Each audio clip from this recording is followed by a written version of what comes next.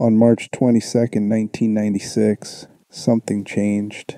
Players around the world sat in darkened rooms, controllers in hand, walking their character down an ordinary hallway in an abandoned mansion, just another corridor in another video game, when dogs exploded through the windows, crashing through the glass with zero warning, rotting Dobermans lunging at your throat while your hands scrambled for the pause button and your heart tried to climb out through your mouth. That single moment, those dogs, that hallway, that shattering glass, didn't just scare people. It rewired their understanding of what interactive horror could be. It established rules no one knew existed, that nowhere was safe, that games could generate genuine fear equal to the best horror cinema, that survival was never guaranteed. But here's what makes this moment even more fascinating. It came from a director who was terrified of ghosts, who originally wanted his game to be about supernatural spirits haunting a mansion. Instead, he pivoted to zombies and bioweapons because ghosts didn't provide satisfying combat feedback. That decision, choosing physical monsters you could actually fight over supernatural dread, led to this hallway, these dogs, this moment. And he made it while working until 3 in the morning for 6 straight months because he believed his team was creating something that would change everything. He was right. Tonight we're going back to where it all began, to understand not just what Resident Evil was, but what it did to gaming, to horror, and to everyone who walked down that hallway and heard the glass break. Tonight we're going back to where it all began, not to Silent Hill's psychological torment or Fatal Frame's supernatural dread, but to the Spencer Mansion in the Arklay Mountains just outside Raccoon City, where on July 24th, 1998, the Special Tactics and Rescue Service, S.T.A.R.S for short, walked into a nightmare that Umbrella Corporation had been cooking up in secret for years. A game born from the limitations of another horror title, developed by a director who was terrified of ghosts, and built by a team working until 3 in the morning for 6 months straight because they believed they were creating something that mattered. We're going to walk through that mansion room by room, examine how Shinji Mikami took inspiration from a game based on a Japanese horror film and transformed it into something that would define an entire genre. We'll look at the development, the story, the design philosophy that made players feel genuinely trapped, and why this particular blend of zombies, limited ammunition, and ink ribbons created a formula so effective that Capcom would spend the next 3 decades trying to recapture it. Get comfortable. Lock your doors if you need to. We're about to enter survival horror, the haunted house, development, and inspiration. Understanding Resident Evil requires understanding Shinji Mikami, because the game is fundamentally an expression of his specific anxieties and creative vision. Mikami joined Capcom in 1990 as a relatively inexperienced designer with big ambitions and limited credentials. His first project was a quiz puzzle game for the Game Boy that management wanted completed in 1 month but took him 3 because he insisted on doing it properly. This stubbornness, this refusal to compromise even when pressured by corporate timelines, would become Mikami's defining characteristic. After the Game Boy title, Mikami spent the early 90s working on licensed Disney games like Who Framed Roger Rabbit in 1991 and Aladdin in 1993, all for Nintendo platforms. These weren't prestigious projects, they were work-for-hire assignments creating games based on properties Capcom didn't own, the kind of projects that kept developers employed but didn't exactly showcase creative vision. But Mikami learned. He studied game design, player psychology, how to create tension within technical limitations. And somewhere during those years making wholesome entertainment for children, he decided his next project would be about fear. The inspiration for Resident Evil came from an unlikely source, Sweet Home, a 1989 Famicom game that itself was based on a Japanese horror film of the same name.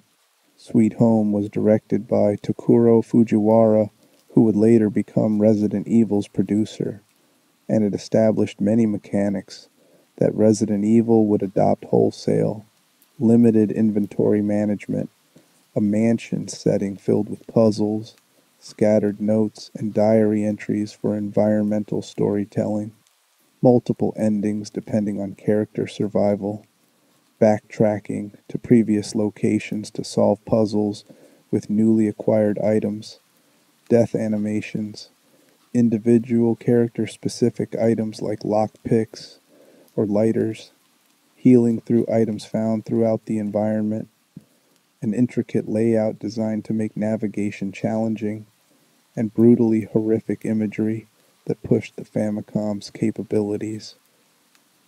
Sweet Home worked within the technical constraints of 1989 hardware, but Fujiwara always felt limited by what the Famicom could do. By the mid-90s, with the PlayStation offering three-dimensional graphics, CD-ROM storage, and processing power that dwarfed anything Nintendo's 8-bit console could manage, the opportunity existed to revisit those ideas with technology that could actually render the horror Fujiwara had envisioned. He commissioned Mikami to create a game set in a haunted mansion, giving him creative freedom to explore whatever frightened him most. For Mikami, that meant ghosts.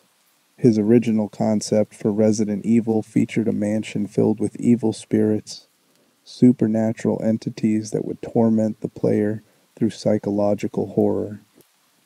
He developed this idea for months, writing over 40 pages of script during the first 6 months of development when he was working essentially alone, creating concept sketches and designing characters for a game about confronting spectral threats. But the more he worked on the ghost concept, the more a problem emerged. Mikami was genuinely terrified of ghosts, and more practically, ghosts didn't offer satisfying combat feedback. How do you shoot a spirit? What's the player fantasy in attacking something incorporeal? The psychological horror would work, but the gameplay loop felt unsatisfying, so Mikami pivoted. Instead of ghosts, the mansion would be filled with zombies, corporeal enemies that players could fight with firearms, enemies that provided tactile feedback when shot, enemies inspired by George A. Romero's films where the horror came from physical threat rather than supernatural dread. This decision fundamentally changed Resident Evil's identity from Japanese psychological horror to American zombie horror, from a game about dread to a game about desperate survival against overwhelming physical odds.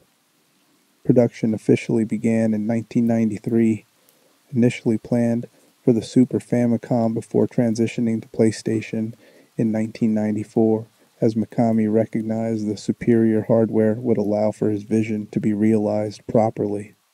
The early Super Famicom version, worked on by developer Koji Oda, who had previously created Super Ghouls and Ghosts, featured a more hellish aesthetic.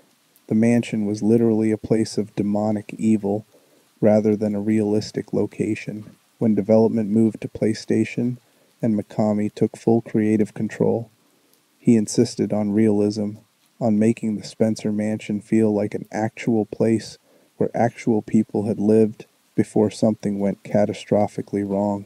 The team that would eventually become known as Capcom Production Studio 4 consisted largely of newcomers without extensive game development experience.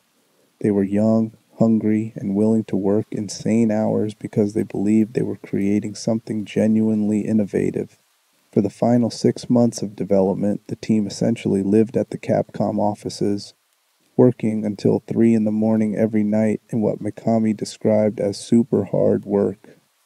Past midnight, when exhaustion and delirium set in, their spirits paradoxically became high, the kind of manic energy that comes from pushing past normal human limits in pursuit of something that matters. During development, Mikami discovered Alone in the Dark, the 1992 survival horror game created for PC. Alone in the Dark pioneered many elements that would define survival horror. 3D polygonal characters navigating pre-rendered backgrounds, fixed camera angles, creating cinematic framing, combat as a desperate last resort rather than primary gameplay, inventory management, and limited resources creating constant tension.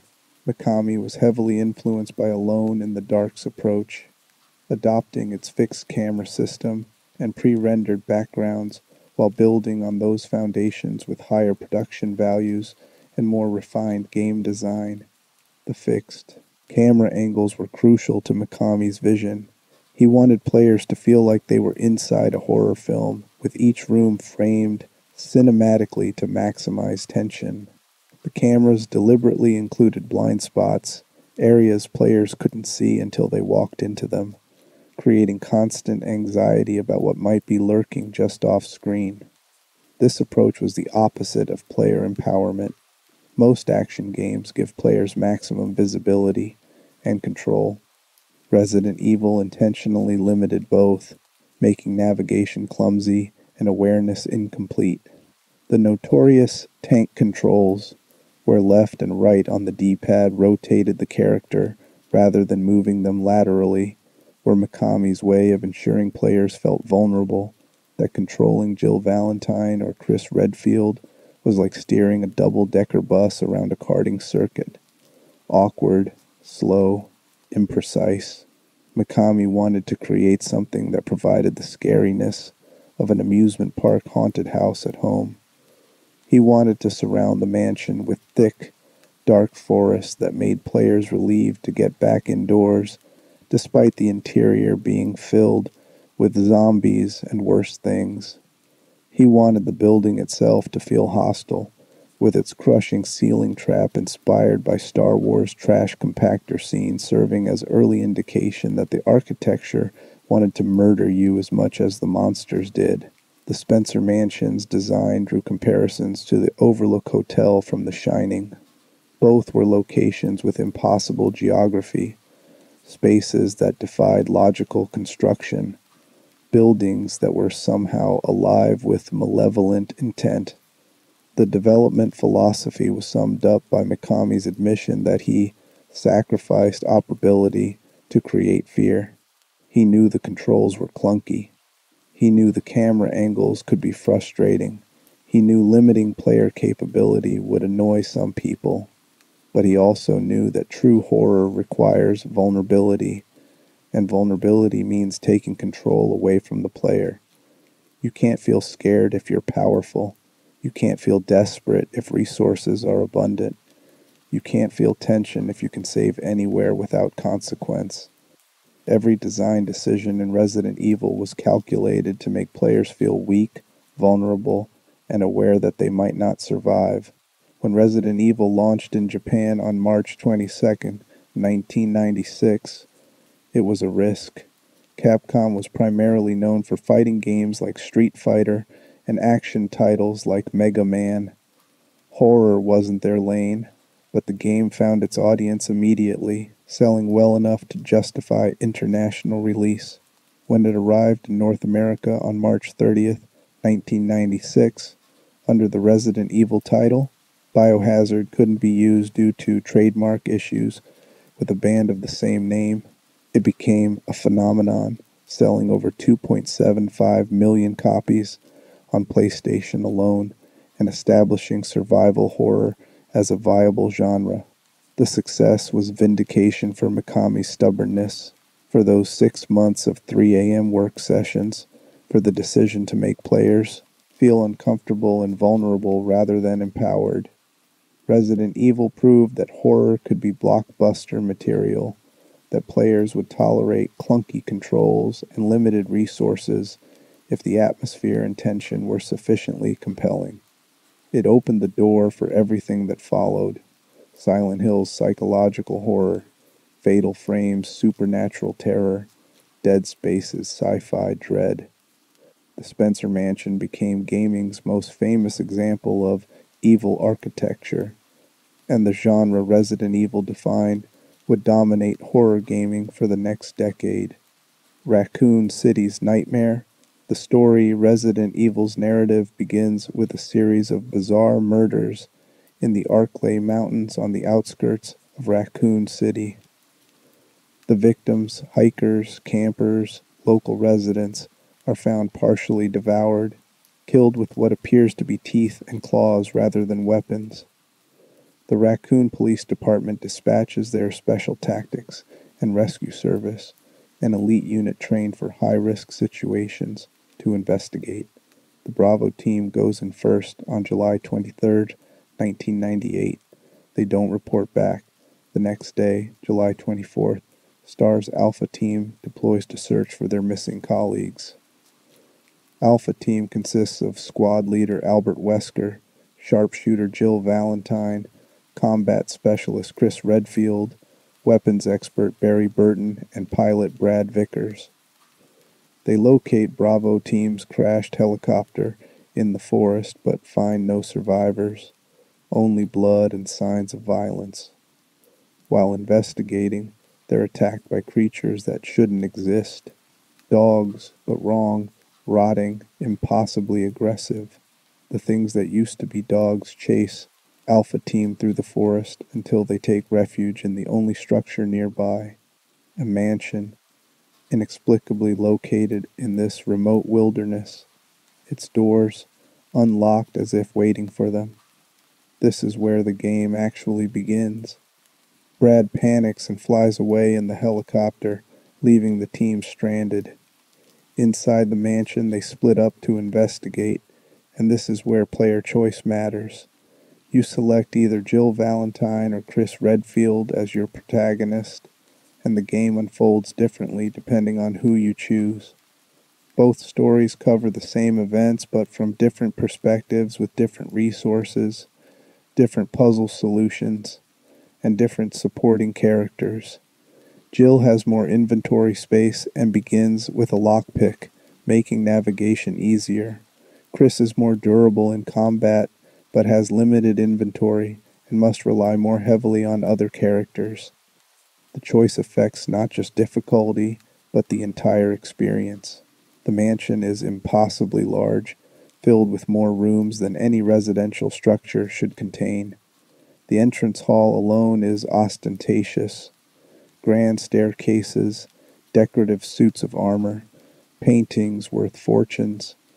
The kind of wealth that suggests whoever built this place had resources beyond normal comprehension. But it's abandoned. No residents, no staff, just empty rooms filled with expensive furniture and a silence that feels heavier than it should. And then you find the dining room, and there's a person hunched over something on the floor, making wet, chewing sounds that trigger every primal alarm in your brain. When you approach, when the fixed camera angle shifts to show the figure more clearly, you see it's eating, consuming what looks like it used to be a human being. The thing turns toward you slowly, its face a nightmare of decay, flesh hanging from exposed bone, eyes clouded and dead but somehow still seeing. It's a zombie, an actual, legitimate, shambling corpse, animated by something that defies every natural law. And then it starts walking toward you, slowly but inevitably, and you realize three things simultaneously. Your handgun barely slows it down, you have limited ammunition, and this mansion is full of these things. The zombies in Resident Evil are created by the T-virus, the tyrant virus, a biological weapon developed by Umbrella Corporation, a pharmaceutical company that's secretly the world's largest bioweapons manufacturer. The mansion isn't a residence at all. It's camouflage for the Arklay Research Facility, an underground laboratory where Umbrella scientists conduct illegal experiments, creating biological weapons to sell to militaries and terrorists worldwide. The mansion was designed by architect George Trevor, hired by Umbrella co-founder Oswell E. Spencer, built between 1962 and 1967. Trevor created a masterpiece of architecture, a building modeled after the ancient Spencer estate castle in Europe, but filled with elaborate puzzles, hidden passages, and trap mechanisms that Trevor was famous for incorporating into his designs. But Trevor didn't know he was building a prison as much as a fortress. Once construction was complete, Spencer couldn't let Trevor live with knowledge of the mansion's secrets. Trevor was drugged, left to wander his own labyrinth, unable to escape the traps he'd designed, eventually dying somewhere in the depths he'd created. His wife and daughter, invited to the mansion under pretense, were used as test subjects for Umbrella's experiments. Trevor's tragedy is discovered through scattered diary entries and documents found throughout the mansion. Environmental storytelling that reveals how comprehensively Umbrella destroys anyone who becomes inconvenient to their operations. As Jill or Chris explores deeper into the mansion, they discover the scope of Umbrella's operations. The zombies are failed experiments, humans infected with the T-virus, which kills them and then reanimates their corpses with basic motor function and an insatiable hunger. They're not the only creatures. Cerberus hounds, the things that attacked Alpha Team in the forest, are infected dogs, faster and more aggressive than zombies. Hunters are human-scale reptilian creatures bioengineered to be perfect killing machines, capable of decapitating victims with single swipes of their claws.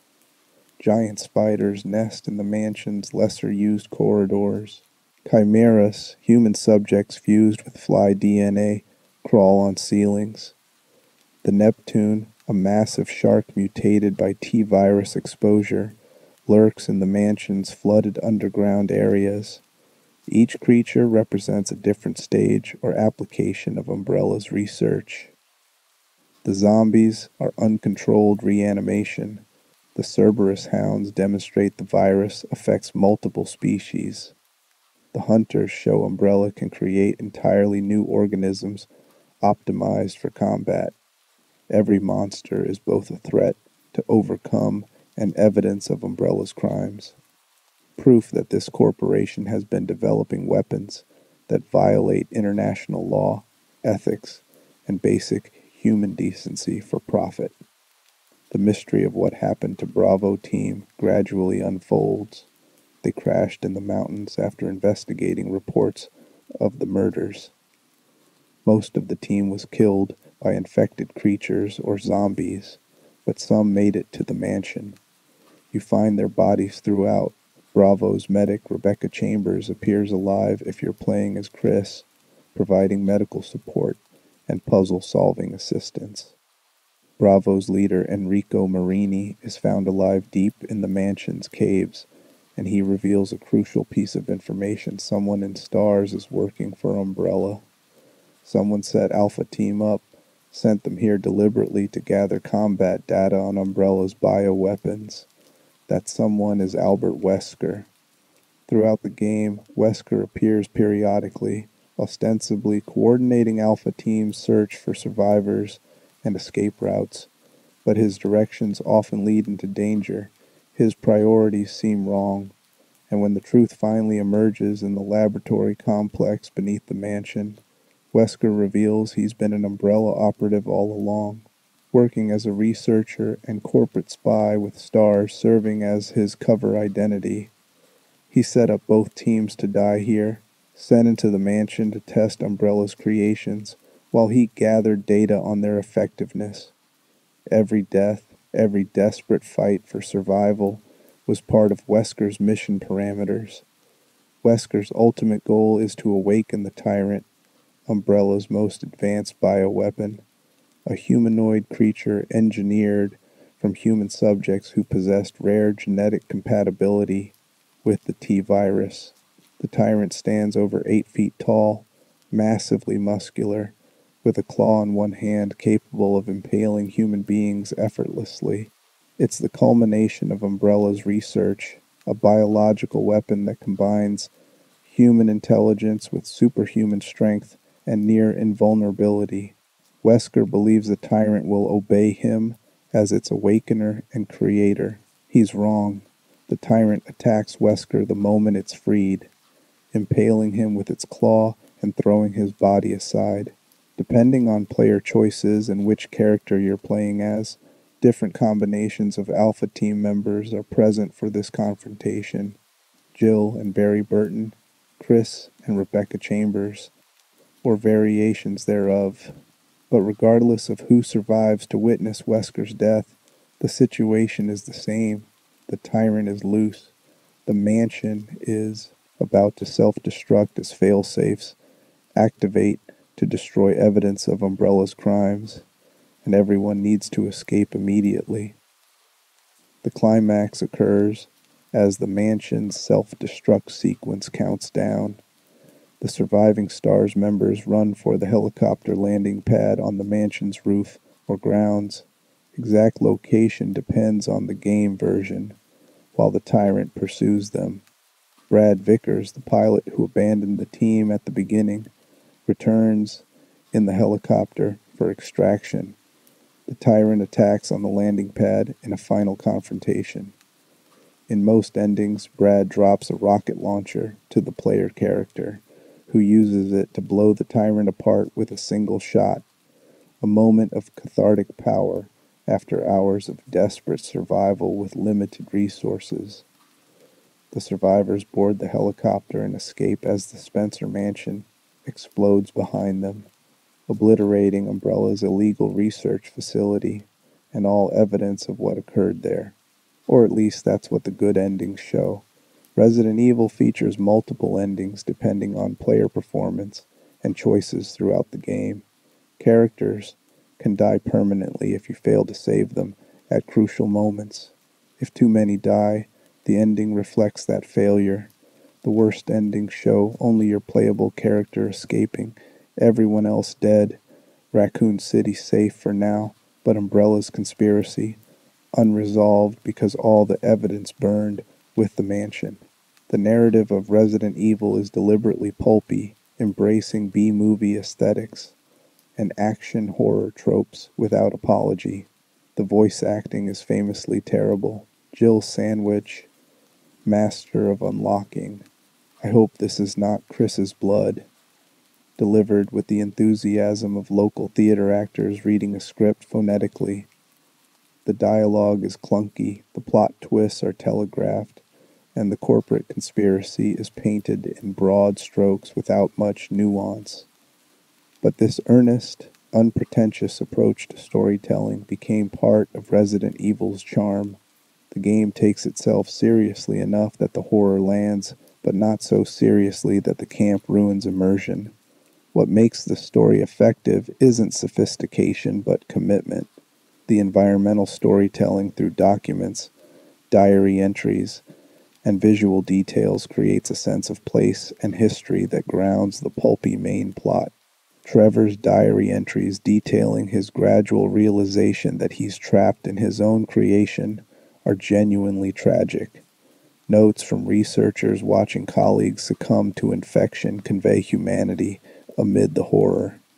The gradual revelation that Umbrella is a massive conspiracy, not just a single corrupt laboratory, seeds the larger narrative that would unfold across subsequent games.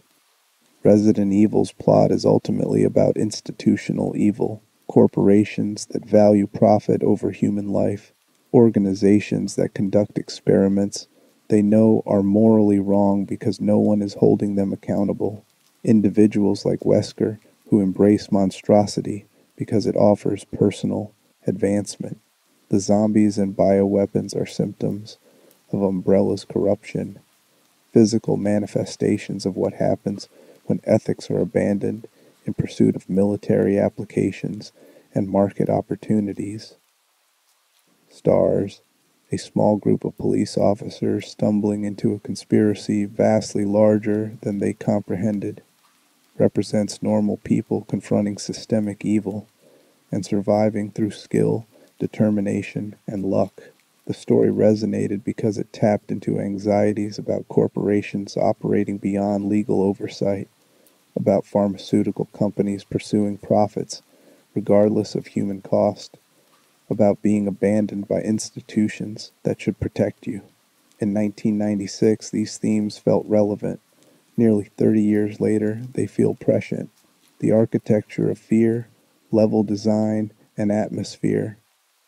The Spencer Mansion is the real protagonist of Resident Evil, more than Jill or Chris, more than Wesker, or even Umbrella Corporation. Every room, every hallway, every door contributes to an atmosphere of oppressive dread that defines the entire experience. Mikami and his team designed the mansion not as a series of game levels, but as a coherent space, a building that feels architecturally consistent even when its layout is deliberately confusing, a location with history and purpose that exists beyond being a player playground. The mansion's entrance hall establishes the aesthetic immediately: faded grandeur, old money, European aristocratic design transplanted to the American wilderness. The main hall features a grand staircase splitting into two paths at the second floor, suits of decorative armor positioned like silent sentries, paintings of aristocrats, and landscapes worth small fortunes, furniture that suggests this was once someone's actual home. The design communicates wealth, but also abandonment, dust on every surface, silence that feels heavy, lighting from sources you can't identify. It's both impressive and wrong, a space that should contain people but doesn't, architecture that feels like it's holding its breath. The fixed camera angles transform every room into a composed shot.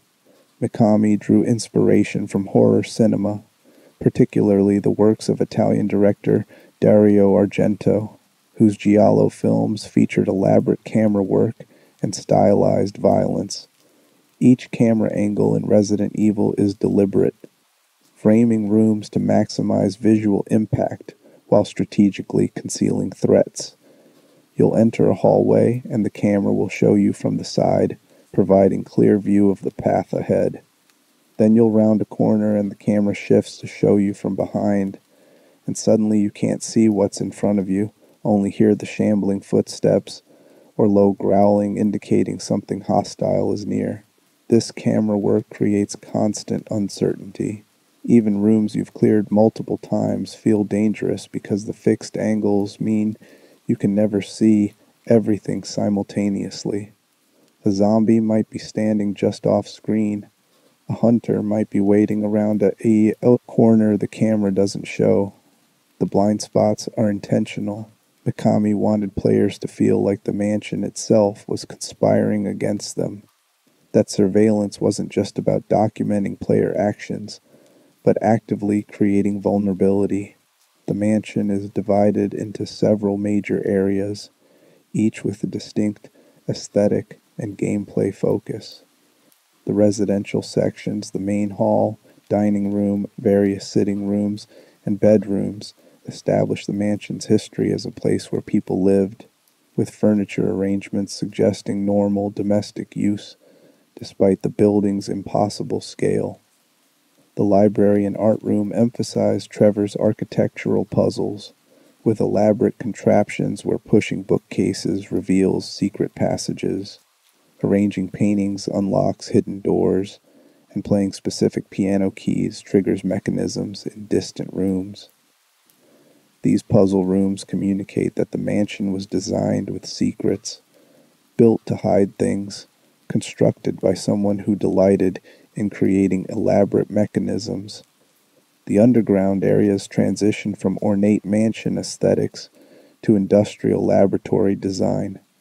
Descending through the mansion's multiple basement levels, you pass from spaces that could plausibly be basement storage into corridors lined with scientific equipment, holding cells for test subjects, research labs with examination tables and surgical tools. The visual transition from Gothic mansion to modern research facility reinforces the narrative revelation. This building is a facade, its ornate upper floors camouflaging the illegal activities conducted beneath. The tile changes from wood and carpet to sterile linoleum. The lighting shifts from antique fixtures to fluorescent tubes. The architecture stops pretending to be residential and reveals its true purpose as containment and experimentation. The aqua ring, the flooded sections of the underground facility, adds environmental hazard to navigation. Water slows movement and obscures threats. Neptune, the giant mutated shark, patrols these areas, creating anxiety about traversing water-filled corridors where something massive might attack at any moment.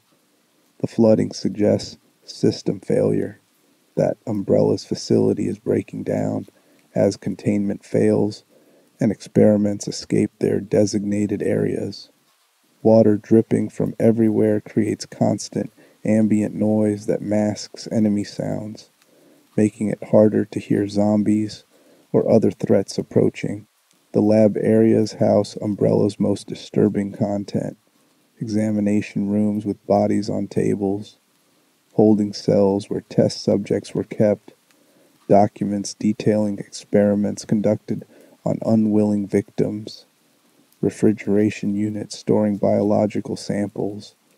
The architecture becomes explicitly hostile here: narrow corridors forcing close quarters encounters, locked doors requiring elaborate puzzle solutions, areas designed for containment rather than navigation.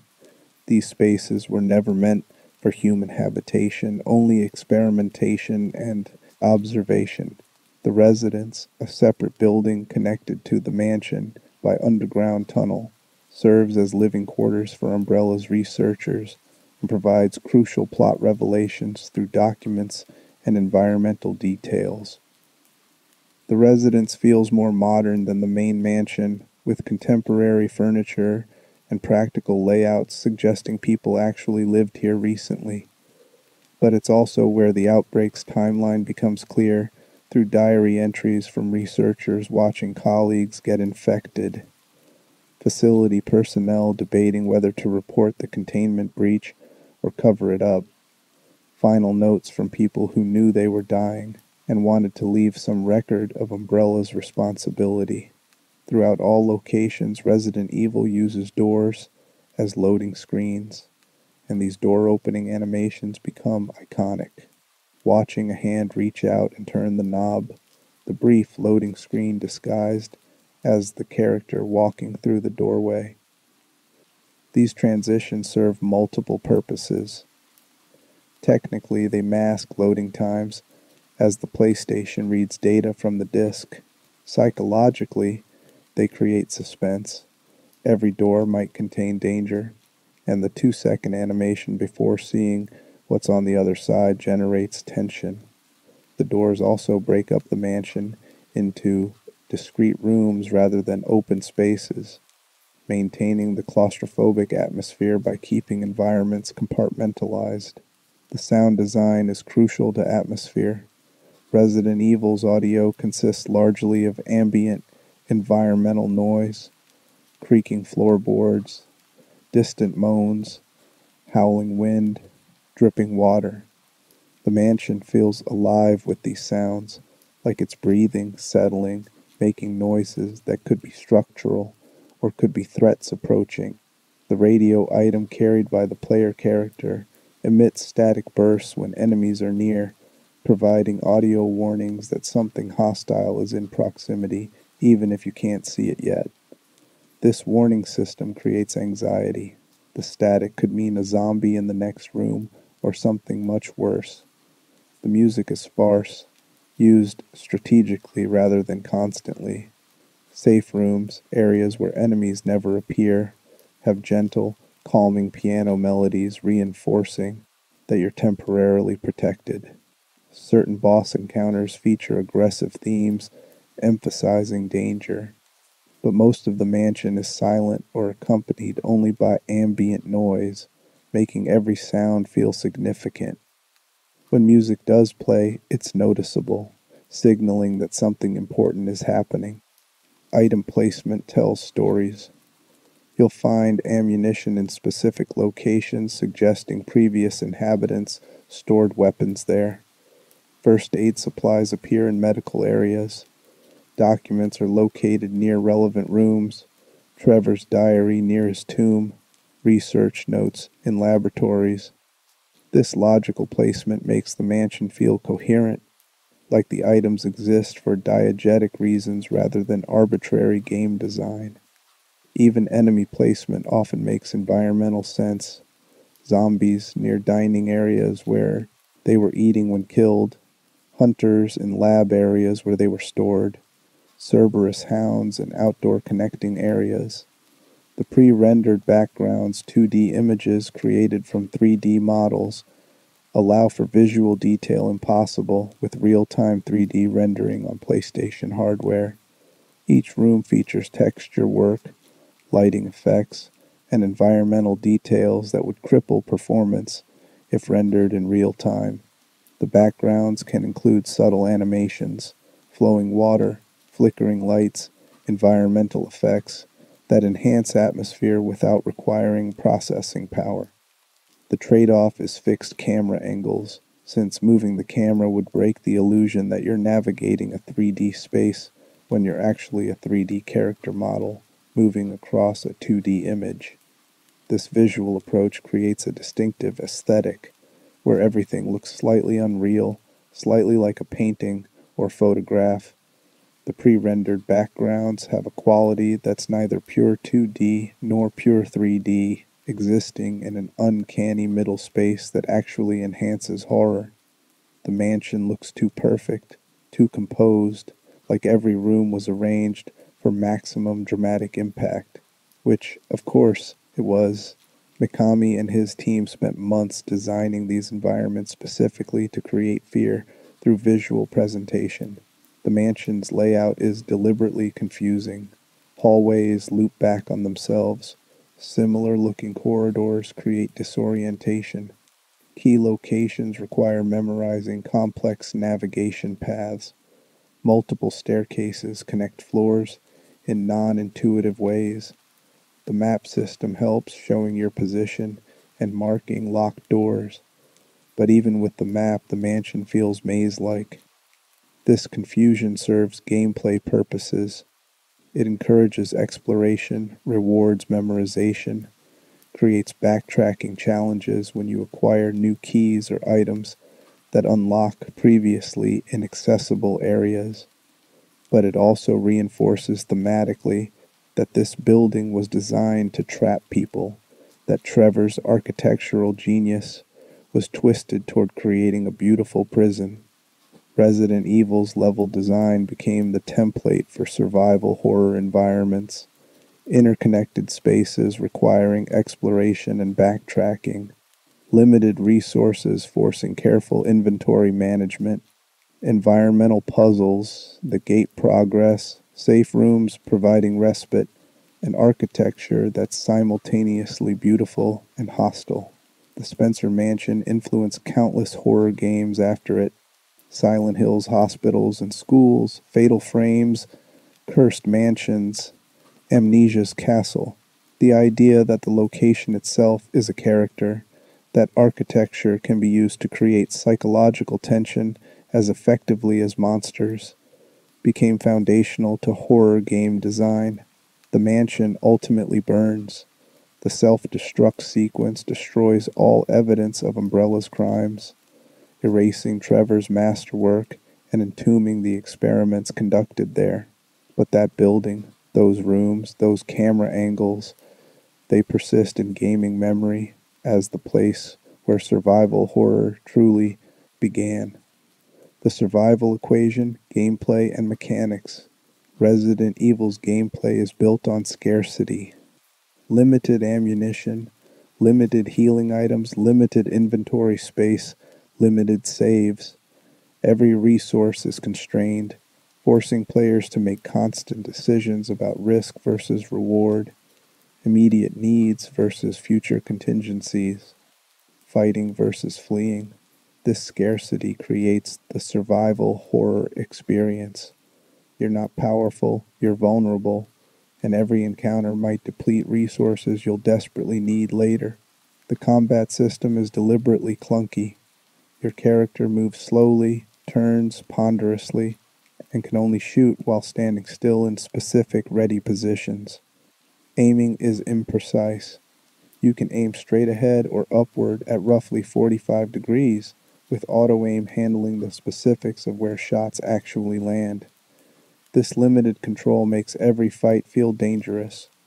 Zombies shamble slowly, but soak up multiple handgun shots before dying, and you're never quite sure if they're actually dead or just knocked down. Sometimes a zombie will fall after 3 shots. Sometimes it takes 8. The inconsistency creates anxiety. You can't know with certainty when an enemy is eliminated, so every downed zombie might stand back up when you walk past.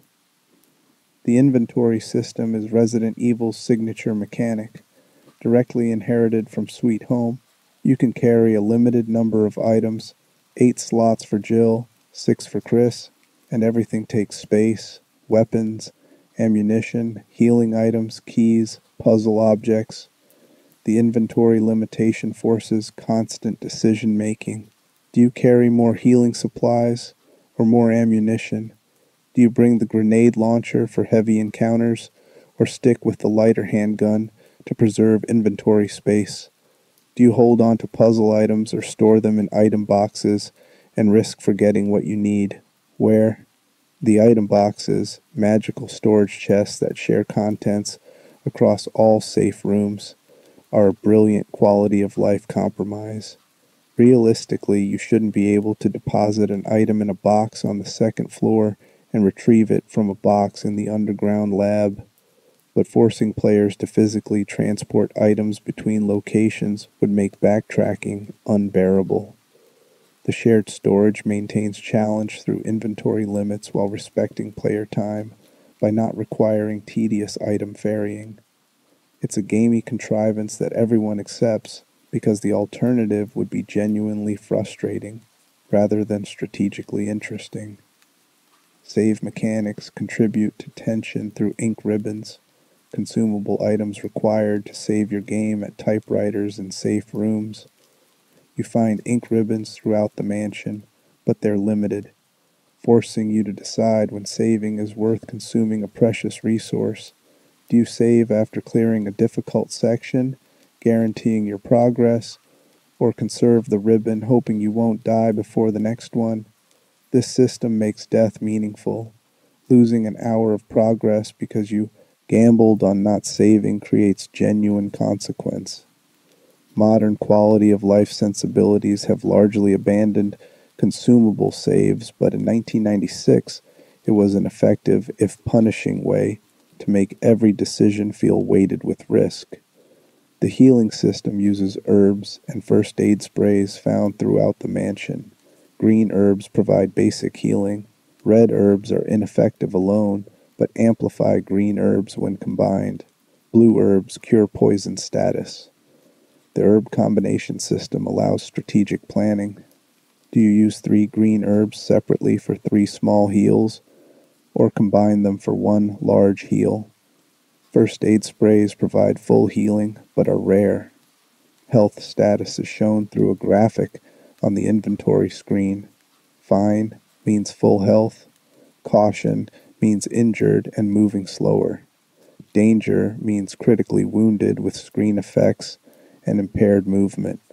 The gradual degradation from healthy to near death creates escalating tension as you push deeper into dangerous areas while low on health. Gambling, you'll find healing before dying. Enemy design emphasizes different threat types requiring different strategies.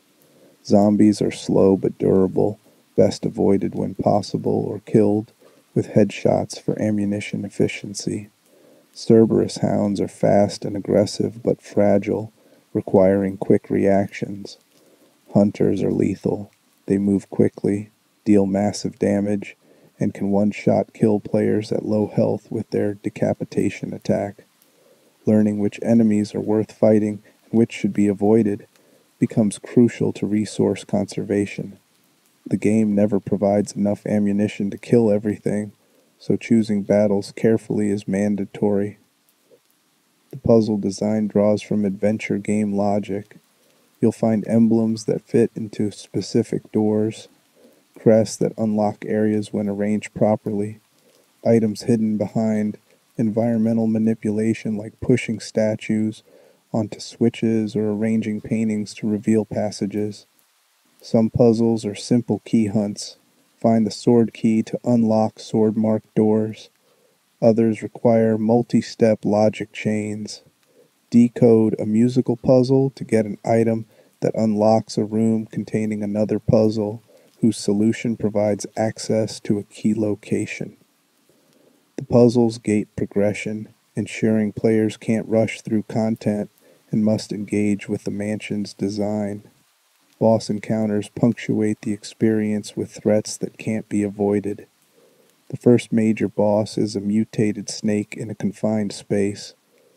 Plant 42, a massive plant creature, fills an entire room and requires specific items to defeat.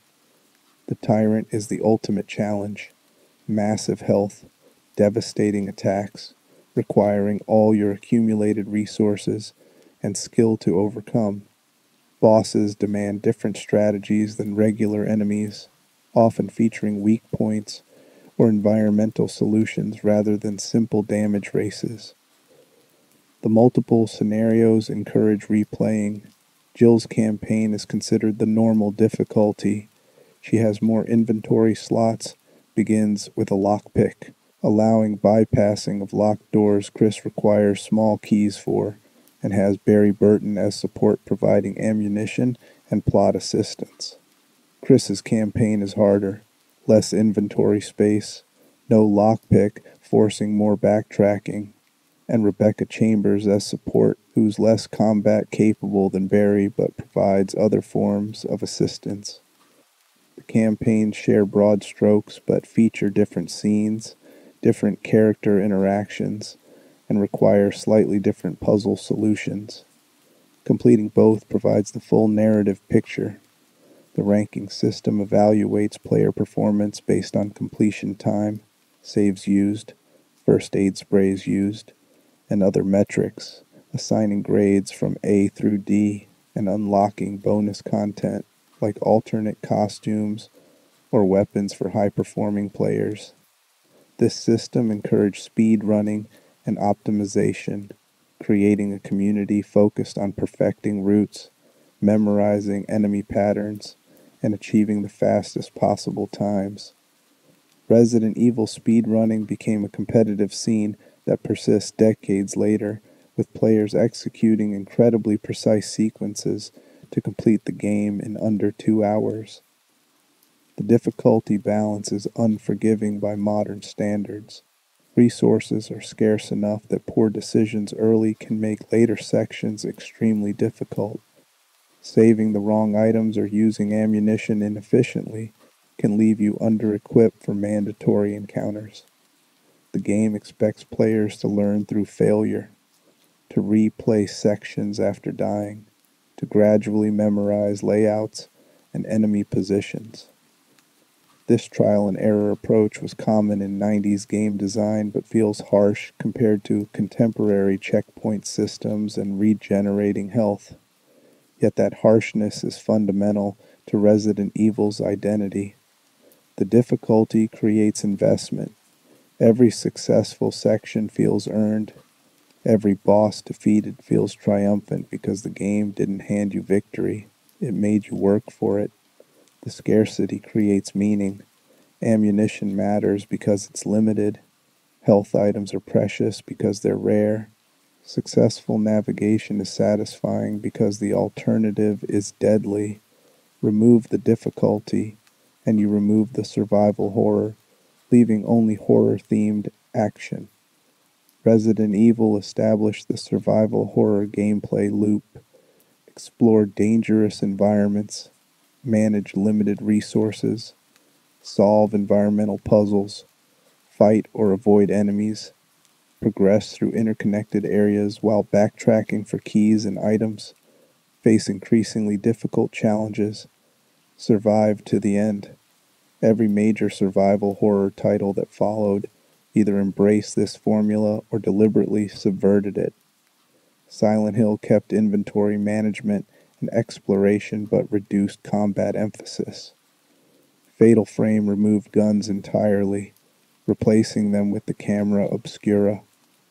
Dead Space modernized the formula with over-the-shoulder aiming and integrated UI. But they all referenced Resident Evil, either building on its foundation or reacting against its conventions.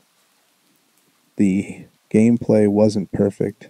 The controls were intentionally clunky to create vulnerability, but they frustrated some players more than frightened them. The fixed cameras sometimes created situations where you couldn't see your character or threats properly, leading to deaths that felt unfair rather than challenging. The door loading screens, necessary technically, broke pacing. The puzzle logic occasionally required adventure, game moon logic that was more tedious than clever. Voice acting and dialogue ranged from mediocre to embarrassingly bad. But the core loop worked. The balance between exploration, resource management, and survival created an experience that kept players engaged for hours, that encouraged mastery and replaying, that generated genuine tension through mechanical systems rather than just atmospheric presentation. You could remove Resident Evil's story entirely, and the gameplay would still create fear through scarcity and vulnerability. That's remarkable design. Mechanics that communicate emotion, that make players feel weak and desperate through systems rather than cutscenes. Resident Evil proved survival horror could work as both commercial product and artistic vision. It showed that players would tolerate limited control and punishing difficulty if the atmosphere justified it, that horror games didn't need to be action games with scary enemies, that vulnerability could be more engaging than empowerment. The mechanics were inseparable from the horror, each reinforcing the other to create an experience greater than the sum of its parts. The viral legacy, cultural impact, and influence. Resident Evil's success was immediate and undeniable. The game sold 2.75 million copies on PlayStation, becoming one of Capcom's most successful titles, and proving horror games could achieve blockbuster sales. Critics praised its atmosphere, innovation, and technical accomplishment despite noting the awkward controls and campy dialogue. Players embraced it, creating a dedicated community that would support the franchise through decades and over 30 subsequent releases. The game defined survival horror as a genre descriptor, while earlier titles like Sweet Home and Alone in the Dark had established many conventions. Resident Evil codified them into a recognizable formula that other developers could reference and build upon. When Silent Hill launched in 1999, it was positioned as psychological survival horror in contrast to Resident Evil's action-oriented approach. When Fatal Frame arrived in 2001, it was described as supernatural survival horror. The genre existed because Resident Evil made it viable. The impact on game design was profound and immediate. Within 2 years of Resident Evil's release, multiple studios attempted survival horror projects. Capcom itself began planning Resident Evil 2, which would release in 1998 after extensive redesign and become even more successful than the original. Silent Hill from Konami would establish a parallel tradition of psychological horror. Dino Crisis, also from Capcom and directed by Mikami, would apply Resident Evil's formula to dinosaurs instead of zombies. Clock Tower, the first Fear, introduced different mechanics, but similar resource scarcity philosophy. Survival horror became a recognized genre with distinct expectations. The cinematic presentation, pre-rendered backgrounds, fixed camera angles, dramatic framing, influenced games beyond horror.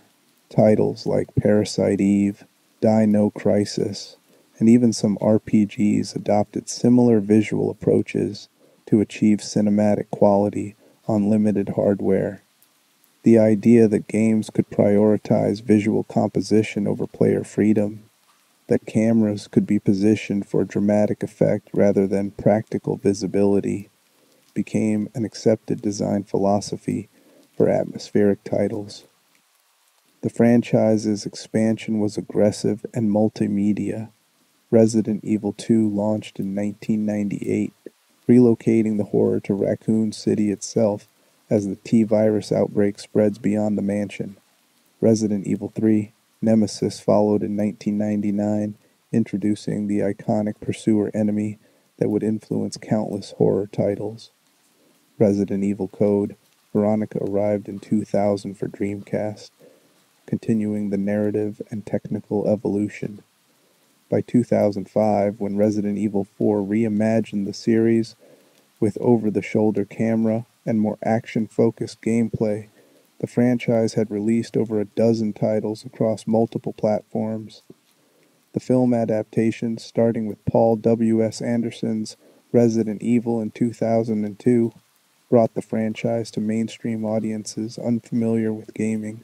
While the films diverged significantly from game canon, they popularized the Umbrella Corporation, the T-virus, and Resident Evil iconography to global audiences.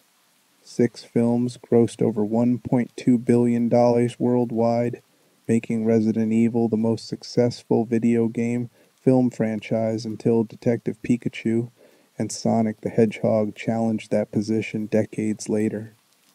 The merchandising extended into novels, comics, action figures, clothing, and almost every licensable category. Resident Evil became a transmedia property, a cultural phenomenon extending far beyond its PlayStation origins.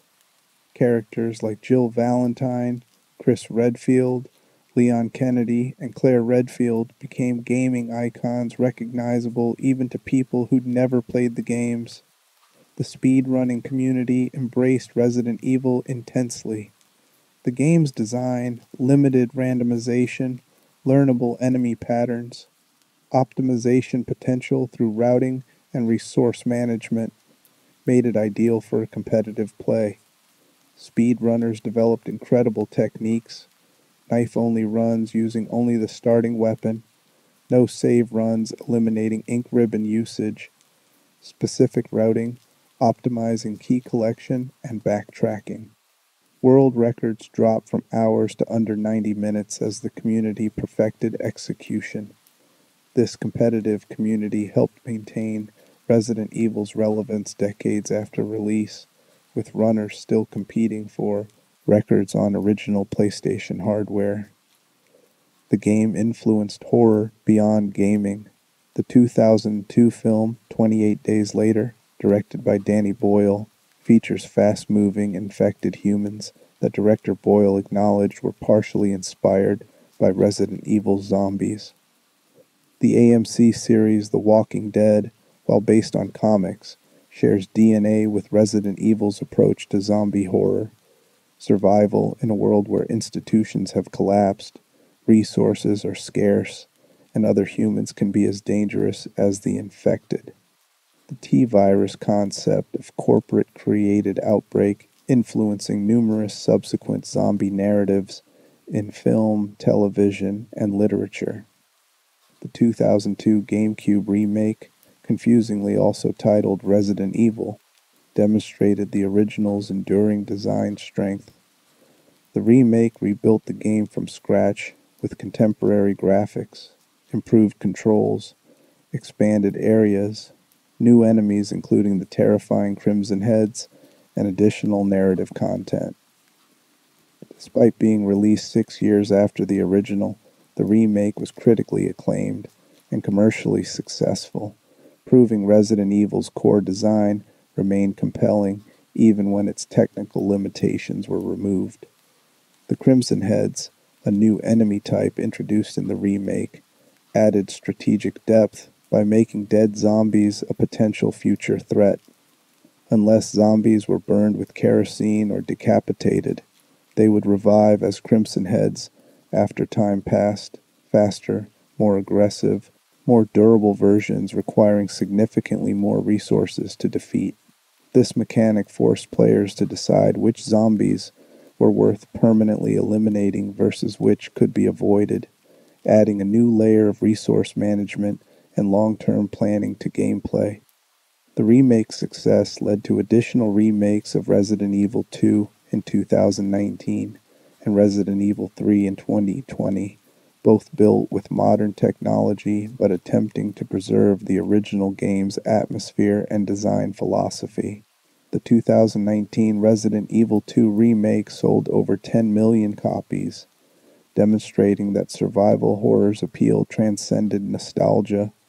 New audiences wanted these experiences, even without having played the originals. The franchise's evolution reflected changing gaming trends. Resident Evil 4 in 2005 revolutionized third-person action games with its over-the-shoulder camera and active reload mechanics, shifting the series toward action. Resident Evil 5 and 6 leaned further into cooperative action, somewhat abandoning survival horror's vulnerability in favor of empowerment. Resident Evil 7 in 2017 returned to horror roots with first-person perspective and resource scarcity, earning critical praise for recapturing what made the series scary. This oscillation between horror and action, between innovation and tradition, characterized the franchise's long-term trajectory. The influence on indie horror games is immeasurable. Countless small studio horror titles reference Resident Evil's design language: fixed cameras, limited resources, mansion exploration, environmental storytelling through documents. Games like Tormented Souls, Crow Country, and Signalis explicitly evoke classic Resident Evil aesthetics while adding modern sensibilities.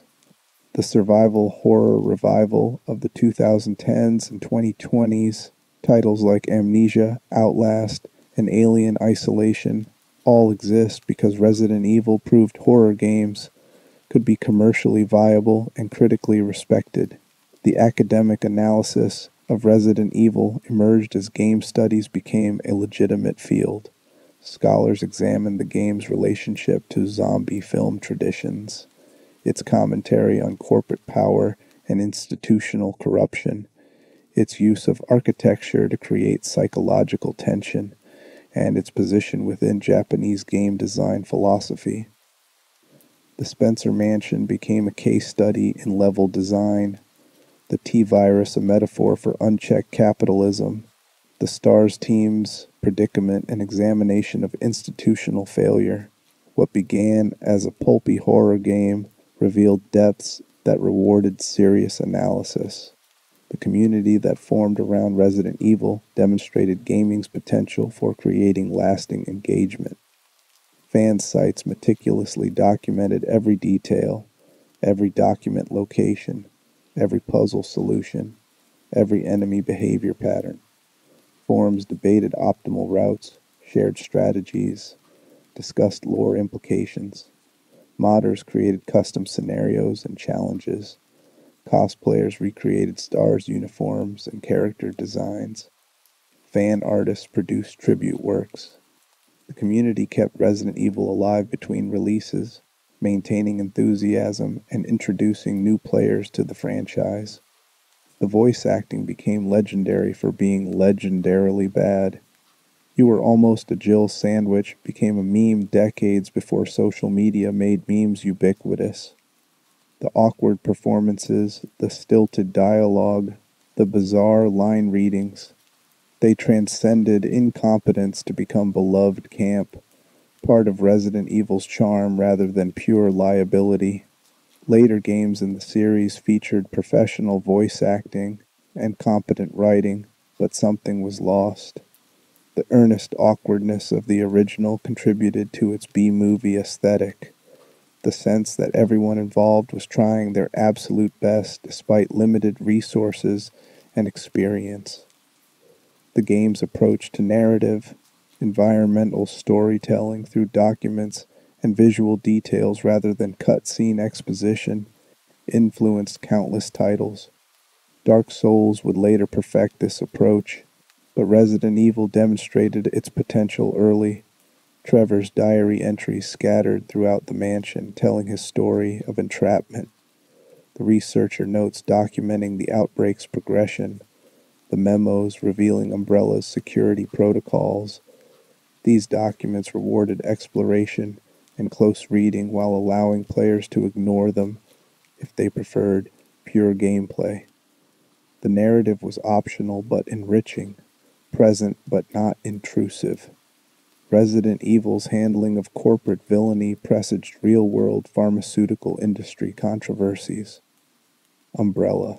Corporation represented unchecked corporate power, operating beyond legal oversight, conducting human experimentation and developing illegal weapons for profit while maintaining a legitimate public facade. The opioid crisis, pharmaceutical price gouging, and corporate concealment of product dangers would emerge as major issues in subsequent decades, making Umbrella's fictional crimes feel uncomfortably relevant. The game's suggestion that profit-driven corporations would sacrifice human lives for market advantage proved more prescient than anyone in 1996 anticipated. The feminist discourse around Jill Valentine is worth examining. She was one of gaming's early female protagonists designed as equally capable as her male counterpart, not a damsel requiring rescue or a sexualized male fantasy. Jill's S.T.A.R.S uniform was practical tactical gear, not the impractical battle lingerie that characterized many female game characters of the era. She was presented as competent, professional, and the character many players considered the easier choice for completing the game, while later Resident Evil titles would occasionally regress into less respectful female character designs. The original established Jill as a legitimate hero rather than eye candy. The S.T.A.R.S team dynamics introduced characters who would become franchise cornerstones. Chris Redfield would appear in multiple subsequent games, evolving from rookie officer to experienced veteran. Jill Valentine would return in Resident Evil 3 and 5. Barry Burton became a fan favorite despite limited appearances. Even Albert Wesker, seemingly killed by the Tyrant, would return in later games revealed to have survived through experimental virus procedures, becoming the franchise's recurring mastermind villain. The characters established in this first game formed the foundation for decades of narrative development. The mansion's destruction at the game's conclusion carried symbolic weight. Umbrella wanted to erase evidence of their crimes, so the facility self-destructs rather than allow evidence to survive. But the survivors carry knowledge of what occurred, documentation of Umbrella's activities, proof that can't be destroyed as easily as buildings. The mansion burns, but the conspiracy survives, setting up the narrative continuation where S.T.A.R.S attempts to expose Umbrella only to find the corporation too powerful, too connected, too embedded in Raccoon City's infrastructure to be easily opposed. The mansion was one facility. Umbrella operates globally. The horror of institutional evil is that defeating one manifestation doesn't eliminate the system creating it. The game's pacing, slowly building tension through early exploration, escalating with new enemy types and harder challenges, climaxing with the Tyrant encounter and escape, established a three-act structure many horror games would emulate. The opening hours are relatively safe, teaching mechanics and layout. The middle section introduces serious threats and resource pressure. The finale demands all accumulated skills and resources for survival. This escalation feels natural, earned, creating satisfying progression from vulnerable newcomer to capable survivor. The underground laboratory sections represented a tonal shift that made narrative sense. The mansion's gothic horror giving way to science fiction horror, zombies and monsters replaced with sterile examination rooms and holding cells, the aesthetics of ghost stories yielding to the aesthetics of unethical experimentation. This progression from traditional horror to sci-fi horror mirrored the narrative revelation that supernatural evil wasn't responsible. Human corporate malfeasance was. The genre shift supported thematic development. Resident Evil's Japanese title, Biohazard, better captured the game's core concept: biological contamination spreading beyond control, infectious horror that turns victims into vectors. The westernized Resident Evil title emphasized location over concept, making the mansion central to branding. Both the titles work, but they emphasize different aspects. Biohazard suggests ongoing crisis. Resident Evil suggests the evil resides in a specific place. The name change reflected localization strategies, but also shaped how different regional audiences conceptualized the game. The game's technical achievements on PlayStation hardware were remarkable. The pre-rendered backgrounds allowed environmental detail impossible with real-time rendering. The full-motion video cutscenes, while low resolution by modern standards, provided cinematic transitions between gameplay sections. The CD audio allowed for voice acting and atmospheric sound effects that cartridge-based systems couldn't match. Resident Evil showcased what PlayStation could accomplish, helping establish Sony's console as the platform for mature, technically ambitious titles. The save room music, the gentle piano melody that played in safe rooms where enemies never appeared, became one of gaming's most recognizable pieces of audio design. That music signaled relief, safety, a moment to breathe and organize inventory without fear. The psychological effect was profound. Players learned to associate that melody with temporary respite, making the tension of leaving safe rooms even more pronounced by contrast. Composer Makoto Tomosawa created something that functioned as gameplay mechanic as much as musical composition. The game's violence was controversial in 1996, particularly the live-action introduction showing bodies being consumed by zombies. Some regions censored content. German versions removed blood and altered death animations. The controversy drove marketing. Resident Evil became known as intensely graphic, drawing horror enthusiasts while repelling those seeking family-friendly entertainment. Capcom leaned into the mature rating, positioning Resident Evil as gaming's answer to R-rated horror films, entertainment explicitly not for children. The multiple endings encouraged replaying to see variations. The best endings required keeping all supporting characters alive, rewarding careful play and exploration. The worst endings showed brutal consequences of failure, characters dying, the outbreak potentially continuing, your protagonist escaping but haunted by losses. This variable conclusion based on performance created investment in outcomes, making player choices feel consequential even in a largely linear narrative. The specimens, enemies, and bioorganic weapons. The creatures inhabiting the Spencer Mansion represent Umbrella's research failures and successes, each monster a testament to what happens when corporate ethics are abandoned in pursuit of biological weapons development. These aren't supernatural entities, but bioengineered horrors, things that were human or animal before the T-virus rewrote their biology into something monstrous. The zombies are the most fundamental creation, humans infected with T-virus who died and reanimated as aggressive, flesh-eating corpses. They're slow, shambling at walking pace, but durable beyond reason. A human should drop from 1 or 2 gunshots. These things absorb 5, 8, sometimes 10 handgun rounds before finally collapsing. The inconsistency is part of what makes them terrifying. You can never be quite certain a zombie is truly dead until it's been thoroughly destroyed. Some zombies fall quickly, others seem nearly unkillable. This variation forces constant reassessment of threat levels.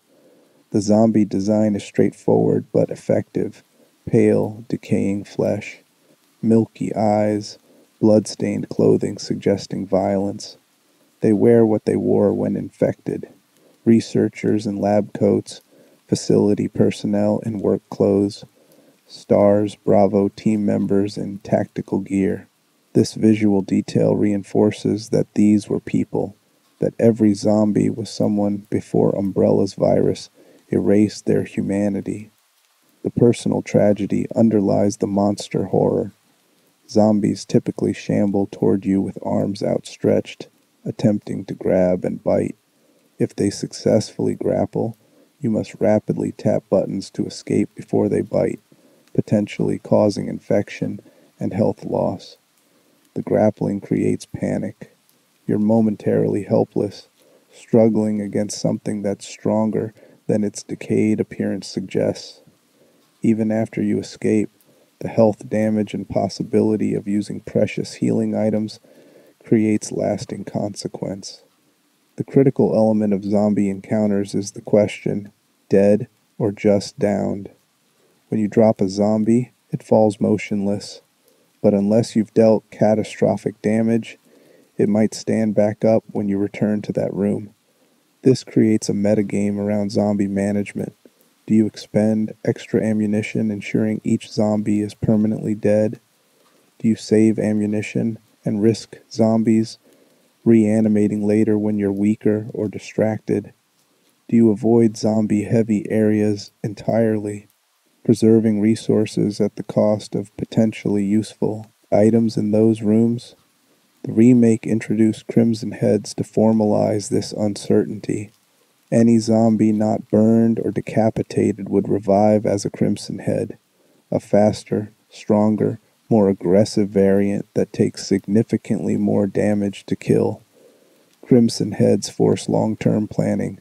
Is this zombie in a high-traffic area worth burning with limited kerosene? Or can you avoid the room later when it revives? This system transformed zombie management from immediate tactical decisions into strategic resource allocation. Cerberus hounds, called zombie dogs in some versions, are infected Dobermans used as guard animals before the outbreak. They're dramatically faster than zombies, charging at full sprint and lunging with attacks that are difficult to avoid. The famous dog through window scene is a Cerberus attack, establishing immediately that these creatures are aggressive, unpredictable, and capable of accessing areas through unconventional means. Cerberus appear primarily in outdoor transitional areas and certain hallways, often in packs of 2 or 3. Fighting multiple fast-moving enemies simultaneously is challenging with Resident Evil's tank controls and auto-aim system. The dogs circle you, attack from multiple angles, force constant repositioning. Their low health, 1 or 2 shotgun blasts kills them, is balanced by their speed and tendency to appear in groups. The design emphasizes decay, exposed muscle tissue, missing patches of fur, visible ribs. These dogs have been infected long enough to show advanced deterioration, suggesting they were among the earliest outbreak victims. The realism of the dog design makes them more disturbing than fantastical monsters might be. Dogs are familiar, household animals. Seeing them corrupted into predators that attack former handlers triggers deeper unease than fighting obviously fictional creatures. Hunters mark a significant escalation in threat. These bioorganic weapons stand roughly human height, but are clearly reptilian. Scaled green or red skin, clawed hands, powerful legs built for leaping, and a posture that's simultaneously predatory and intelligent. Unlike zombies, which are failed experiments, virus infections gone wrong, Hunters are deliberate creations, engineered specifically as weapons combining human intelligence with reptilian aggression and amphibian DNA for enhanced speed and reflexes. Hunters move unpredictably, leaping large distances, attacking from directions you don't expect. Their claw swipes deal massive damage, and their signature decapitation attack, triggered if you're at caution health or below, results in instant death. The decapitation isn't just mechanical, it's psychological. You'll see the animation of your character's head being severed, a moment of grotesque violence that communicates just how outmatched you are against military-grade bioweapons. Fighting hunters requires different strategies than zombies or dogs. Their leaping makes them hard to track. With auto-aim, they're aggressive enough that running often isn't viable. They'll chase you through doors, pursuing across multiple rooms. The optimal approach is typically powerful weapons like the shotgun or grenade launcher, expending premium ammunition to eliminate threats before they can close distance. Hunters represent Umbrella's success at weaponization. These are what the T-virus was meant to create. Web spinners are giant spiders encountered in specific mansion areas, particularly tunnels and lesser-used corridors. They're straightforward as enemies, moderate health, projectile web attack that can poison you, requiring antidote herbs or blue herb to cure. The spiders aren't mechanically complex, but their design is deeply unsettling for anyone with arachnophobia. These are not cartoonish spider enemies. They're realistically rendered arachnids scaled to terrifying proportions, complete with accurate leg articulation and disturbingly believable movement. The presence of giant spiders suggests the T-virus affects arthropods differently than mammals, causing massive size increase rather than zombification. This biological implication that the virus adapts to different species' physiology in unpredictable ways reinforces how dangerous Umbrella's research is. They created a viral agent whose effects can't be controlled across species barriers. Crows appear occasionally, primarily in outdoor or transitional areas. Infected with T-virus, they attack in groups, diving at your character for minor damage. Individually, they're not threatening, but swarms can quickly drain health if you don't escape or eliminate them. Crows represent the environmental spread of infection, airborne vectors that could carry the virus beyond containment zones, infecting wildlife across regions. The presence of infected birds suggests the outbreak's potential to become ecological catastrophe rather than localized incident. Wasps appear in specific areas, particularly the residence building. Like spiders, they're enlarged by T-virus infection to improbable sizes. They attack in swarms, poisoning on contact, forcing consumption of blue herbs or serum. Wasps are fragile, easily killed with any weapon, but annoying enough that avoiding them is usually preferable to wasting ammunition. Their nests can be found in certain rooms, sources of ongoing wasp spawns until destroyed. Plant 42 is a boss creature, a massive plant mutated by experimental chemicals in the residence building. It occupies an entire room, tentacles extending throughout the space, with attacks that drain health rapidly. Plant 42 can be weakened before the actual boss fight by using special chemicals found elsewhere, or confronted at full strength if you miss the chemicals. This optional preparation rewards exploration while not making the fight impossible without it. Plant 42 represents non-animal mutation, proof that Umbrella's experiments affected all biological life.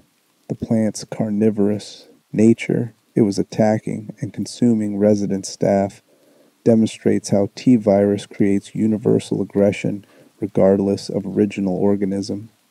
Even flora becomes predatory. Neptune is an enormous shark mutated by T-virus exposure in the mansion's flooded sections. It patrols specific underwater corridors, occasionally breaching water to attack. Neptune represents environmental hazard as much as enemy. You're in its territory, moving slower in water, visibility reduced. The optimal strategy is often draining the water to eliminate its advantage rather than fighting it directly. The shark's design emphasizes size. It's far larger than great whites typically grow, suggesting T-virus stimulates growth as well as aggression.